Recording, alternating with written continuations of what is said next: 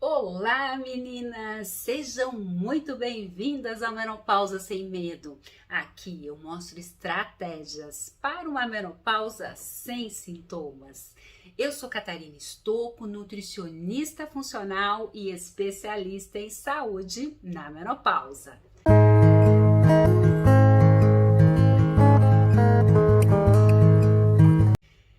E hoje nós vamos continuar falando sobre alimentação na prática, parte 2.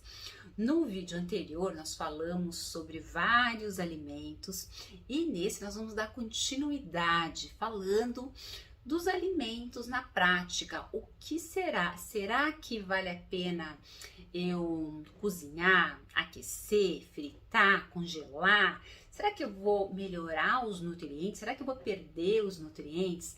A gente escuta muitas vezes falar das propriedades do alimento, mas às vezes na prática a gente não sabe ali na cozinha se a maneira que eu estou usando está correto.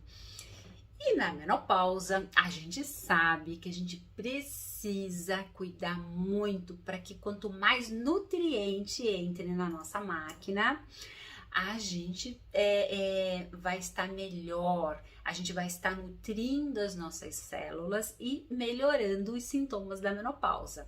A gente sabe que a alimentação, a qualidade desses nutrientes que entram são fundamentais para acudir os sintomas, que não são poucos, da menopausa. Então, nesse vídeo, nós não vamos conversar aqui sobre receita ou sobre uma suplementação. Não, eu vou dar aqui para vocês dicas fáceis de alguns alimentos que a gente usa no nosso dia a dia, mas a gente muitas vezes fica em dúvida se a gente está fazendo o correto, usando da maneira correta, para que a gente aproveite mais aqueles nutrientes. E para começar, nós vamos falar sobre a canela. A canela, Catarina, nossa, bora lá, vamos entender um pouquinho mais sobre a canela. A canela, ela é uma especiaria aromática, ela é rica em flavonoides, como por exemplo, a gente tem lá o eugenol, a hesperidina, o linalool, por aí esses nomes não importam, mas só para vocês entenderem que a canela, ela tem vários flavonoides, com esses nomes esquisitos aí, que tem, então, esses flavonoides, eles têm propriedades anti-inflamatórias, antioxidante e vai estar aí ajudando na prevenção aí de várias doenças. E uma das doenças que tem vários estudos mostrando é as doenças cardiovasculares, que acomete nós mulheres na menopausa muito forte. Além disso, nós temos ação da canela também no câncer, no diabetes, ação anti-inflamatória como um todo do nosso corpo, e a gente sabe que na menopausa a gente fica mais inflamada. Então, bora lá usar a canela no nosso dia a dia. E com isso, nós podemos atuar aí como prevenção, por exemplo, a canela, ela pode atuar como prevenção das doenças degenerativas, por exemplo, Alzheimer, tumores. A canela, ela é boa também para as gripes, para melhorar a gripe, para melhorar nosso sistema imunológico. E ela também tem uma ação hipoglicemiante, ela ajuda a melhorar a diabetes. Para quem a gente sabe que na menopausa é um outro pilarzinho que a gente fica mais suscetível. E a canela pode ajudar. Porém, será que a gente, quando a gente pensa assim, né, no calor, o calor pode gerar compostos? Então, por exemplo, a canela, nós temos que, ela tem vários compostos, mas a canela, se ela é submetida ao calor, ela pode gerar compostos tóxicos para o nosso corpo, e um dos compostos chama-se benzoaldeído. É um composto é um composto positivo, né? Bom, bom da canela. Então a gente tem o ruim, que é o benzoaldeído, e um composto bom da canela é o cimaldeído. Então o cimaldeído da canela, ele reage com o calor. Então ele reage com o calor formando esse benzoaldeído. Que é tóxico, que é inflamatório, que tem, ele tem até dentro dos, por exemplo, esse composto até dentro dos combustíveis. Então ele é um composto ruim gerado aí pela canela. E aí só amornar perde um pouco, né? Se eu elevo, por exemplo, só para vocês terem uma ideia, se eu elevo a 60 graus, cai 72% desse cimaldeído, que é bom. No caso, por exemplo, do chá, de ficar fervendo o chá ali, vai perder mais cimaldeído e aumentando o ruim. Por exemplo, já 100 graus, né, uma temperatura de 100 graus, eu aumento mais esse benzoaldeído, que é uma substância ruim.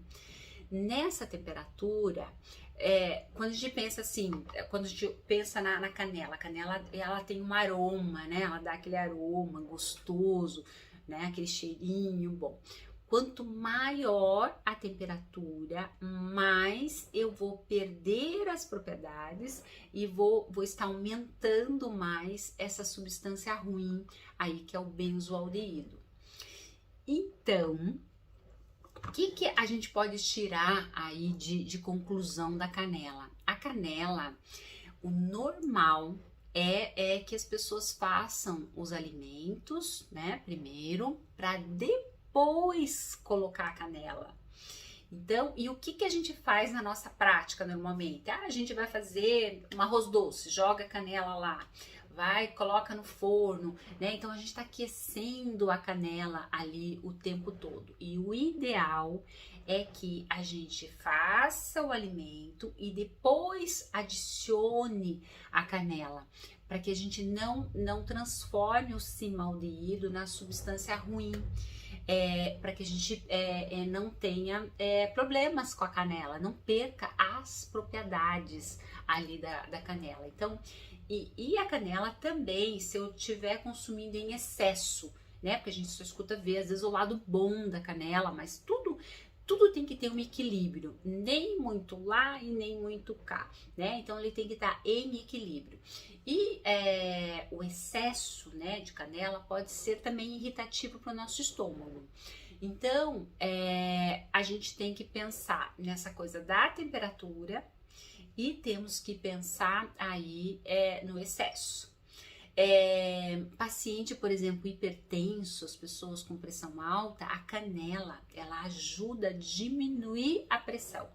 Chá de canela, então, por exemplo, se eu fizer um chá de canela, eu vou perder em torno de 30% do cimaldeído, que é a substância boa. Já em 100 graus, eu já vou, por exemplo assim, eu perco mais. E aí aumentando essa substância tóxica aí para o nosso corpo.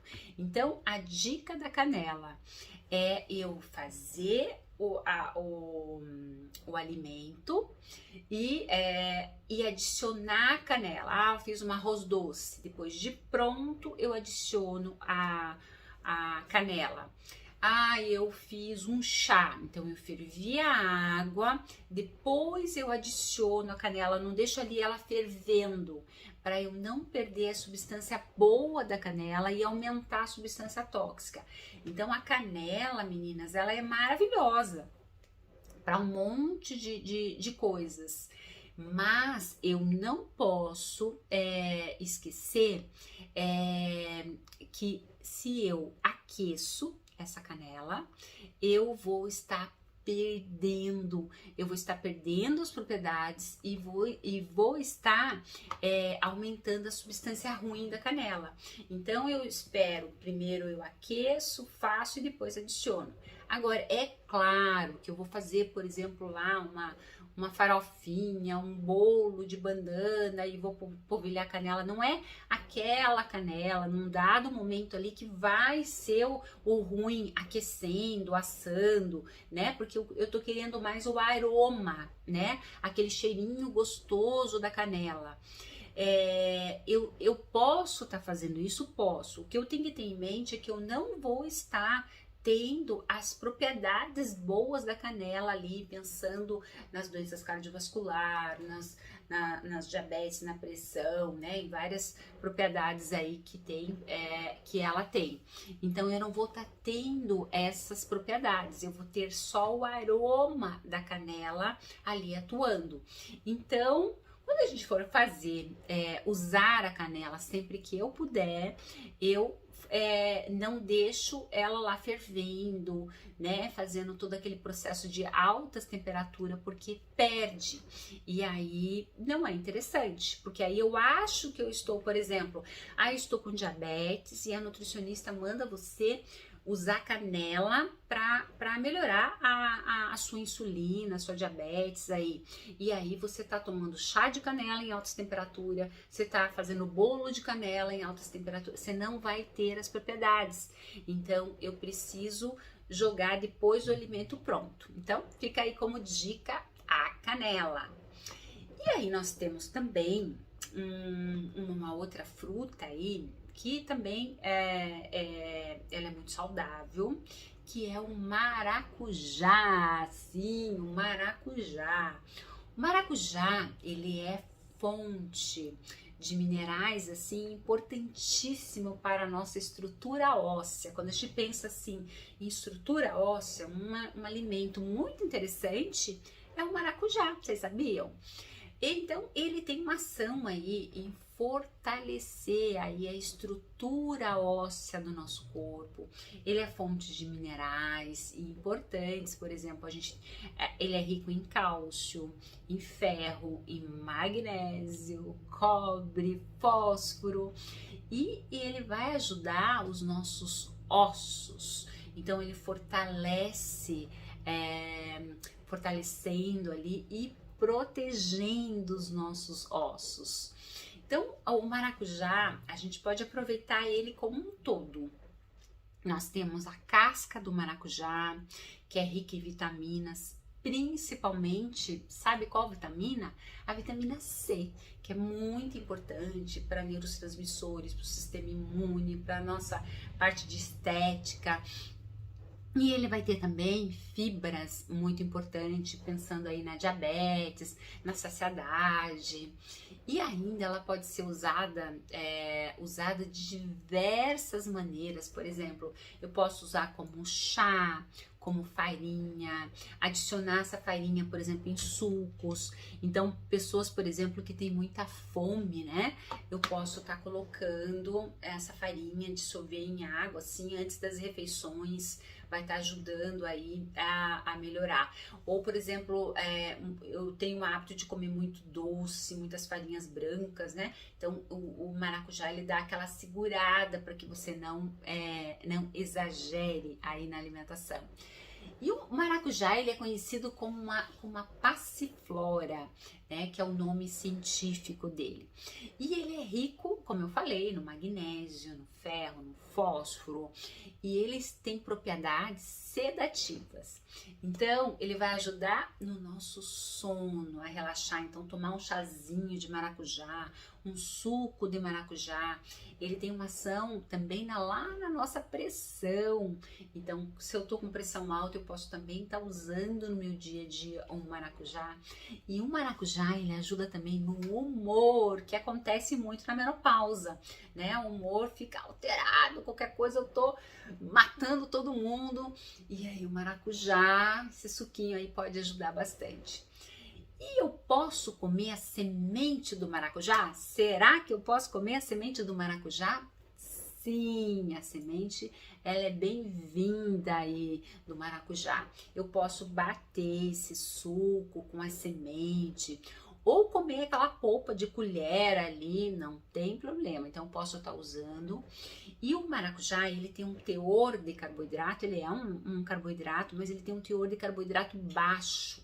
Então eu posso estar fazendo assim várias coisas aí, por exemplo, um sorvete eu posso lá bater, por exemplo, maracujá com uma proteína, uma banana, e aí ele vai ficar aquela cremosidade ali, eu congelo e eu posso estar usando aí o maracujá no meu dia a dia. Além disso, o maracujá ele tem propriedades anti-inflamatórias. Então, na menopausa, a gente vai inflamando com a queda hormonal, com alimentos errados, a gente vai ficando mais inflamada. E o maracujá vai ajudando aí, porque ele tem compostos anti-inflamatórios, ele melhora lá TNF-alfa, nossas interleucinas, o óxido nítrico, a histamina. Então, a histamina é uma substância que quando a gente é muito alérgica, numa crise de alergia, a histamina aumenta, a gente fica tudo vermelha, né? E o maracujá, ele acalma, né? Ele faz diminuir essa histamina aí. Então é muito interessante, pessoas que têm alergias, por exemplo, que qualquer coisinha, uma das maneiras de a gente saber se a gente é muito alérgico é quando a gente vai tomar banho e daí a gente sai tudo vermelho, aquele vermelhidão assim, então significa que você é muito alérgica, tem coisas aí que você tá comendo que não é bem-vindo, precisa dar uma limpada, precisa diminuir essa histamina que tá alta, né? E o maracujá pode estar ajudando aí. E aí nós temos aí, saindo um pouco do maracujá e vamos lá para a nossa banana verde, que eu sempre tô falando aqui, a banana ela é maravilhosa, mas como, né? Como usar, qual parte da banana é legal?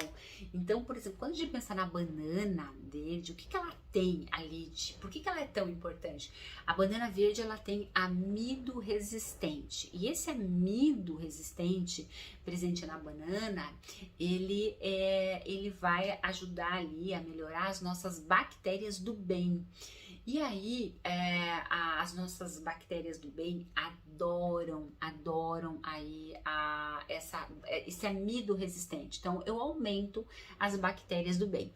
E esse amido resistente, ele tem uma ação muito interessante aí no nosso corpo, tem muita coisa benéfica. Então, por exemplo, eles se grudam. Então, por exemplo, eu sou diabética. Se eu estou diabética, eles se grudam ali no açúcar. Então eu fiz uma alimentação ali, comi muito açúcar, porque o diabético ele tem uma vontade extra aí de doce, de açúcar, né? Então essa banana verde, ela se gruda no açúcar, diminuindo aí esse açúcar do diabetes. Então ele melhora aí a resistência à insulina, diabetes, quando eu coloco a biomassa da banana verde no meu dia a dia. E ela se gruda também, sabe aonde? Nas gorduras. Então, por exemplo, se eu tenho lá triglicerídeos altos, eu tô comendo muito carboidrato, tô comendo demais, muitos alimentos. Aí esses alimentos, eles vão se transformar em gordura. Aí o corpo, ele vai mandar essa gordura lá pro seu fígado, ele vai mandar para suas artérias, ele vai mandar pro tecido adiposo. É ele que define aonde que ele vai mandar essa gordura, né? E aí quando eu consumo a biomassa da banana verde, ela se gruda nessa gordura, diminuindo, por exemplo, os triglicerídeos. Quando a gente pensa em triglicerídeos, não é pelo consumo de gordura, é pelo consumo excessivo de carboidrato, que eu tô comendo muito carboidrato, os meus triglicerídeos aumentam em forma de gordura, e aí a biomassa, ela vai estar ajudando aí, ela se gruda e vai tirando, diminuindo. Então, quem tem triglicerídeos altos, aí quem tem diabetes, a biomassa da banana verde, por conta do amido resistente, é muito importante. ela também, ela se gruda no metal tóxico. Olha que legal, hoje a gente está se contaminando o tempo todo, né? E a banana, ela se gruda ali no metal, também diminuindo aqueles metais, mercúrio, alumínio, né? Que é de cádmio, níquel, enfim, que a gente vai se contaminando no nosso dia a dia. Então ela também é um potente quelante, removedor de metal. E aí, como que eu posso estar fazendo essa banana? Então, eu posso estar fazendo uma farofa, por exemplo. Eu posso estar colocando num shake essa banana. A farinha da banana, ela é rica em amido resistente. Então, ela vai te dar uma saciedade, ela vai ter essa ação aí que eu falei, né, nas doenças. Então, quando a gente pensa na banana verde, e eu quero o amido resistente, eu tenho que pensar na farinha da banana e eu tenho que pensar, então eu posso estar usando a casca, a farinha como um todo, né?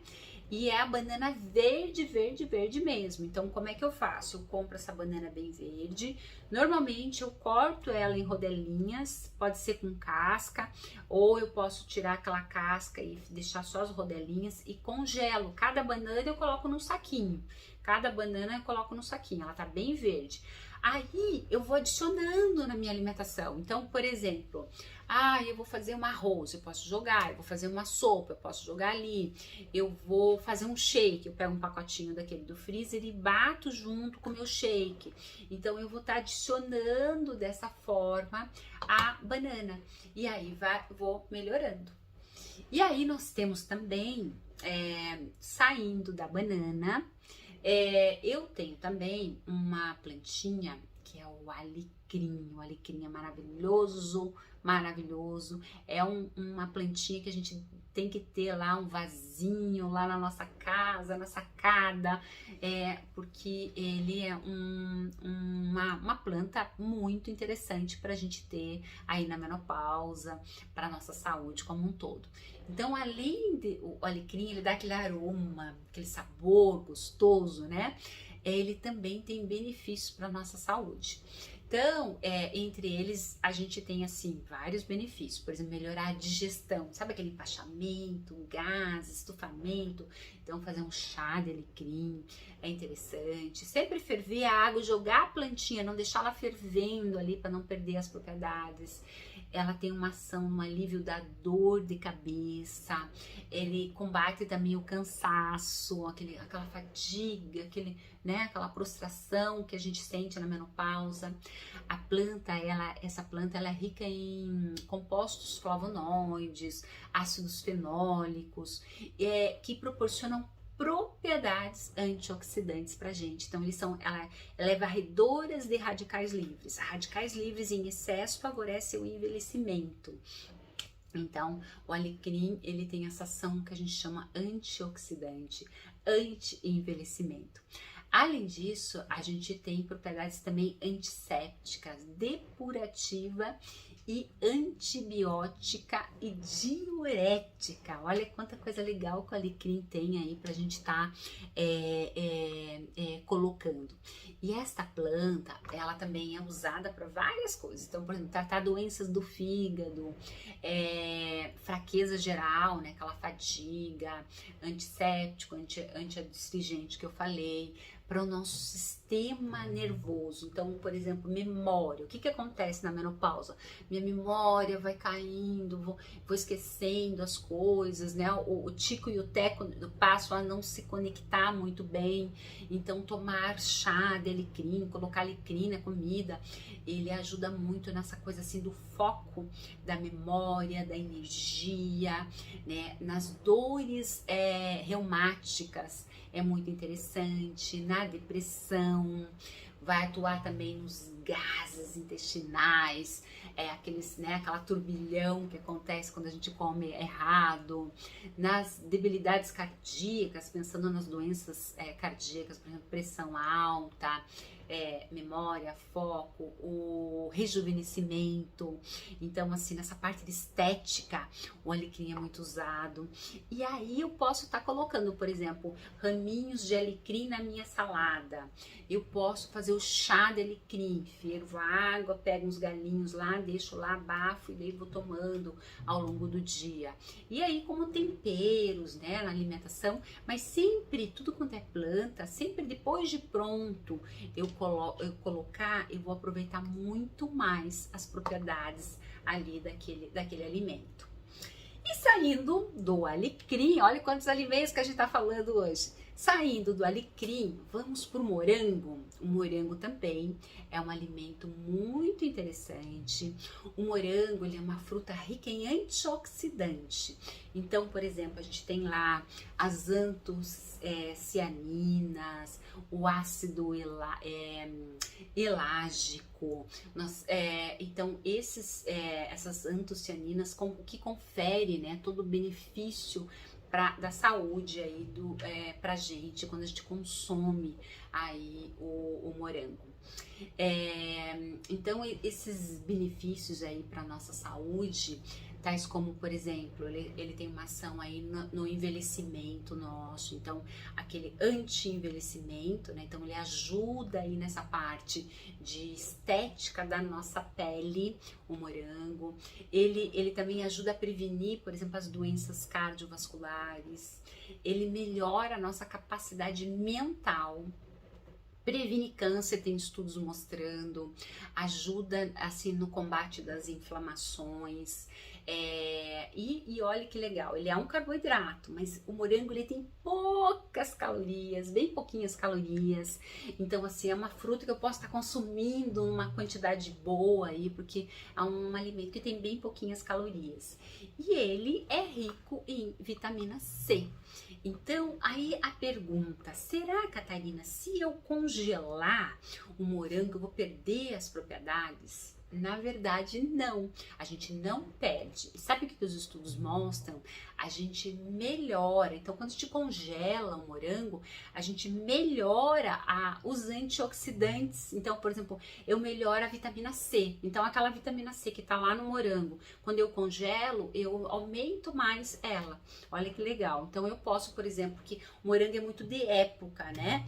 Então, eu posso estar congelando esse morango aí para eu ter, né, comprar na época que é mais barato. E o ideal do morango é que eu sempre compre um morango orgânico, porque ele é muito fácil de entrar ali química, né, e conservantes e tal. Então o ideal é que seja um orgânico. E aí eu congelo aí para eu ter um morango ali na minha alimentação ali durante o ano. E aí, quando a gente pensa no morango, o morango ele pode ser consumido como um todo. As folhas do morango, elas são ricas em minerais. E sabe um mineral que ela é muito rica, muito interessante para a gente estar consumindo? É o boro. Para que é importante o boro, Catarina? O boro, ele é um mineral maravilhoso, sabe para quem? Para nós, mulheres que estamos na menopausa. Então, na menopausa, a gente precisa desse mineral, do boro, porque o boro, ele tem uma ligação lá com o nosso estrogênio, ele ajuda a melhorar o nosso estrogênio. E a folha do morango é rica em boro. Então, por exemplo, eu posso pegar lá, eu posso pegar essas folhinhas do morango e jogar numa salada. Eu posso fazer um chá dessas folhinhas. Eu posso esquento a água, ferveu a água, aí eu jogo aquelas folhinhas ali, abafo, fica por 5 minutos. Eu posso jogar inclusive com outros chás.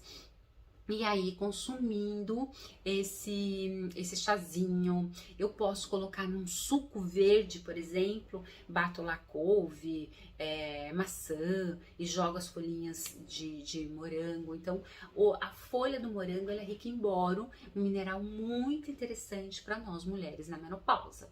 Então, eu posso estar usando aí. Meninas, olha, nós falamos um monte de alimentos aí, espero que vocês tenham gostado dessas dicas aí da alimentação, porque como eu falei, às vezes a gente tem ali o alimento, mas não sabe, né, às vezes às vezes a gente tá usando, mas da maneira errada, e aí, ao invés da gente se beneficiar dos compostos que aquele alimento tem, a gente tá perdendo ali, e muitas vezes, às vezes são alimentos mais caros que a gente investe porque a gente escutou que ele é ótimo, e muitas vezes a gente acaba perdendo as propriedades por não saber usar. Então, espero que vocês tenham gostado dessas dicas aí desses alimentos, para quando consumir legal, né, da maneira correta, para que vocês sejam beneficiadas com esses nutrientes aí nessa nova fase aí da menopausa, para que a gente passe essa menopausa bem, uma menopausa que a gente quer sem sintomas. Então fica aí essas dicas de alimentos para vocês. Um beijo!